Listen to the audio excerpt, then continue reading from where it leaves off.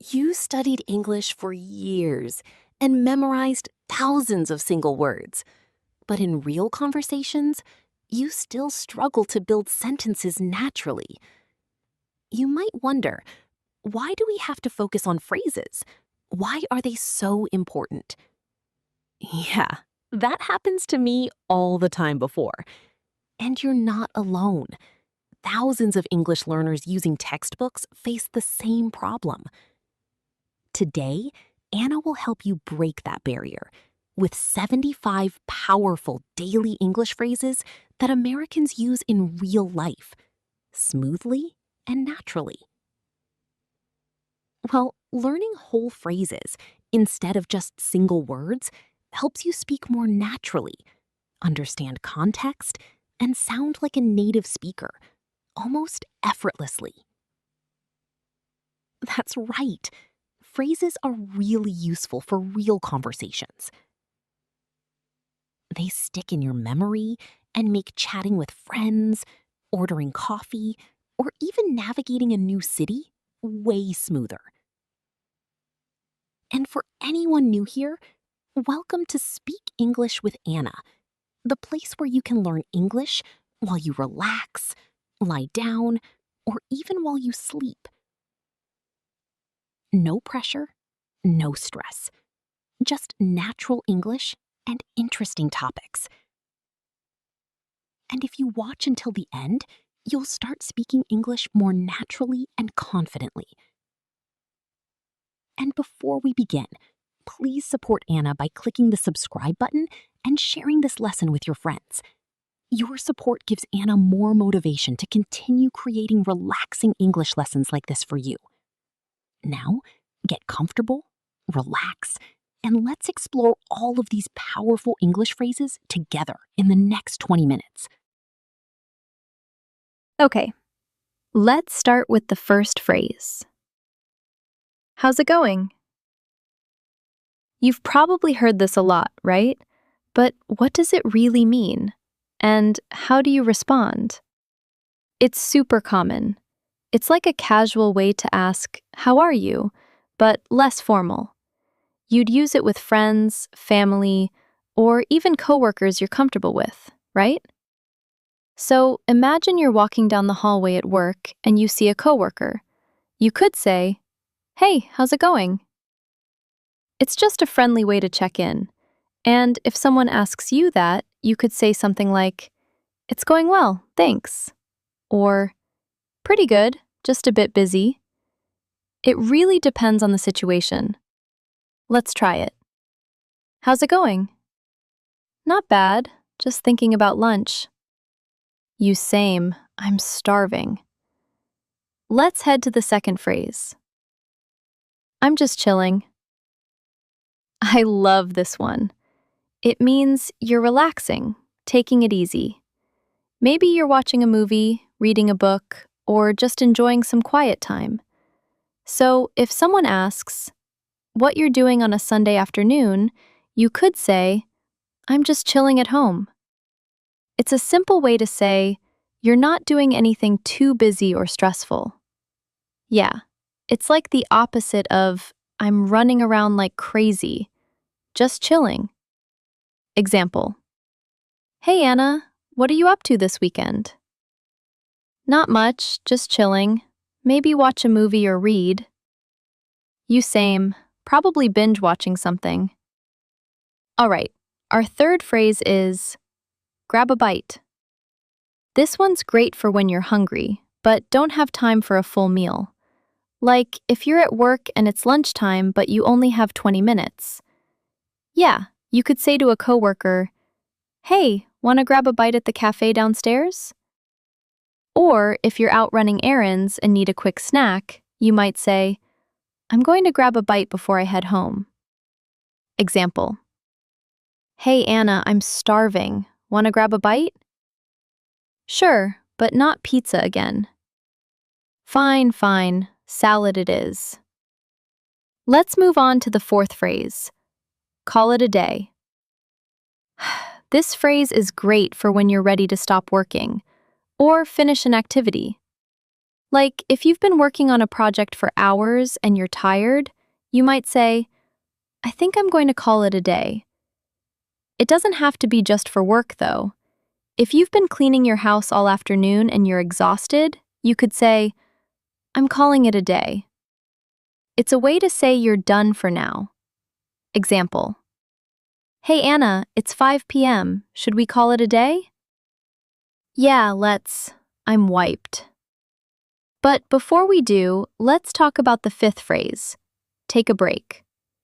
It means to pause what you're doing and rest for a bit. Like, if you've been studying for hours, you might say, I need to take a break. Or if you're at work and feeling overwhelmed, you could tell a coworker, I'm going to take a quick break. Example. Hey Anna, I've been editing this video for 3 hours straight. Mind if I take a break? Go ahead, just don't take 3 hours. Deal. Now the sixth phrase. Run errands. If someone asks what you're doing this afternoon, you could say, I need to run some errands. This one's all about completing small tasks or chores, usually outside the house, like going to the bank, picking up dry cleaning, or buying groceries. It's a way to say you've got a bunch of little things to do. Example. Hey Kenny, what are you up to this weekend? Not much, just running errands. Got to hit the grocery store and the post office. You same. All right, let's keep going. The seventh phrase is, keep in touch. It means staying connected with someone, even if you don't see them often. Like when you're saying goodbye to a friend or coworker, you might say, let's keep in touch. It's a way to say you want to stay in contact. It's especially common when someone's moving away or changing jobs, like, it's been great working with you. Let's keep in touch. Example. Hey, I'm moving to another city next week. Oh no. Well, let's keep in touch. Okay, definitely. I'll send you postcards. Sounds good. Finally, the eighth phrase, in a hurry. It's for when you're rushing or don't have much time. Like, if you're late for work and someone stops you to chat, you might say, sorry, I'm in a hurry. Or if you're running to catch a train, you could say, I'm in a hurry. Can we talk later? It's a polite way to say you're busy. Example. Hey, can you help me with this real quick? Sorry, I'm in a hurry. Got to catch my bus. Fair enough. Now, our ninth phrase is, pick up. This one has a couple of meanings, but the most common is to collect something or someone, like, I need to pick up some groceries, or I'm going to pick up my friend from the airport. It's super practical. Like, if you're at the store, you might say, I'm just here to pick up some things. Example.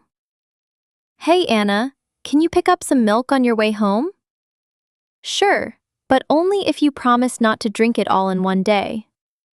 Deal. Next up, the 10th phrase, just in case. This one's all about being prepared for something that might happen, even if it's not certain. Like, if it looks like it might rain, you might say, I'm going to bring an umbrella just in case. It's like having a backup plan. For example, if you're going on a trip and you're not sure if you'll need a sweater, you could say, I'll pack one just in case. Example. Hey Anna, should I bring snacks to the meeting? Yeah, just in case it runs long. You know how those meetings can be. Good call. Have you started using these first 10 phrases yet? Let's dive deeper with Anna into the next 10 phrases of Part 1.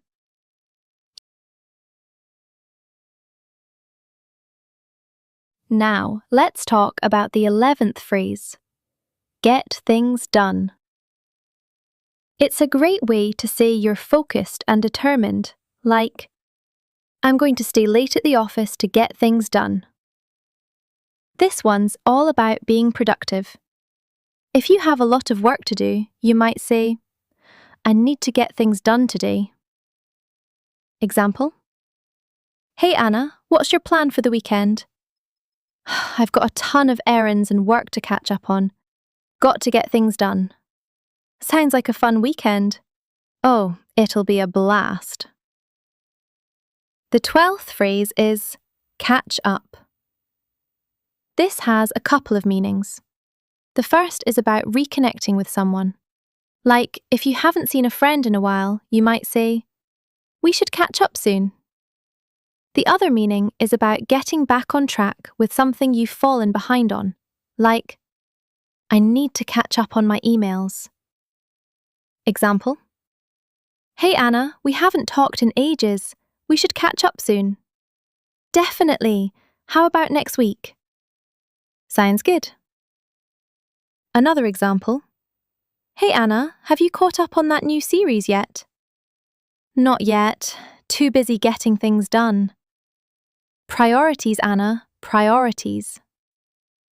Now we have the 13th phrase, out of order.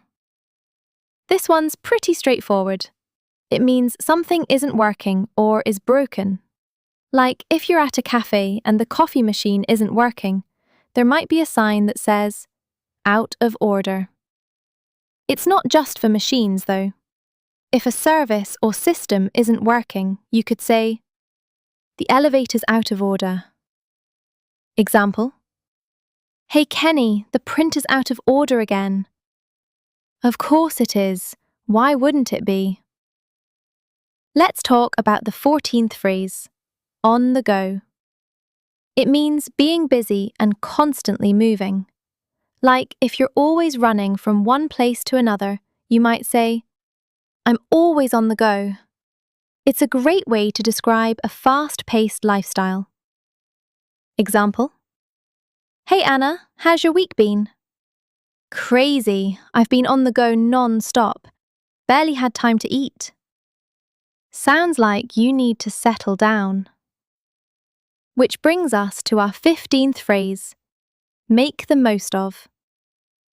It means taking full advantage of a situation or opportunity.